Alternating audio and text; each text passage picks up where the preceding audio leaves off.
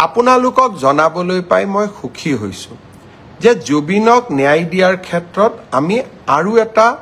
ডাঙৰ কাম কৰিবলৈ সক্ষম হৈছোঁ ন্যায়িক তদন্ত প্ৰথমবাৰৰ বাবে গুৱাহাটী উচ্চ ন্যায়ালয়ৰ মাননীয় মুখ্য ন্যায়াধীশ গৰাকীক আমি আহ্বান জনাইছিলোঁ যে জুবিন গাৰ্গৰ মৃত্যুৰ তদন্ত কৰিবলৈ এখন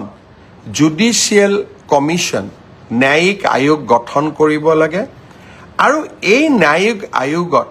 ৰিটায়াৰ্ড জাজ নহয় অৱসৰপ্ৰাপ্ত ন্যায়াধীশ নহয় হাইকোৰ্টৰ বৰ্তমান ন্যায়াধীশ এজনক নিযুক্তি দিব লাগে আমাৰ অনুৰোধত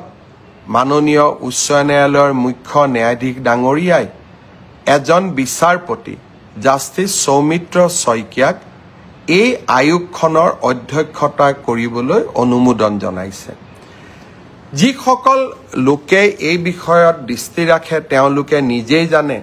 যে হাইকোৰ্টৰ সিটিং জাজে জুডিচিয়েল কমিশ্যন হেড কৰা আমাৰ ৰাজ্যত কৰবাত আগত এবাৰ বা দুবাৰ হ'ব পাৰে কিন্তু ই স্বাভাৱিক নহয় অহা কালি আমি জাষ্টিস সৌমিত্ৰ শইকীয়া আয়োগ গঠন কৰিম মই গুৱাহাটী উচ্চ ন্যায়ালয়ৰ মাননীয় মুখ্য ন্যায়াধীশ ডাঙৰীয়াক ধন্যবাদ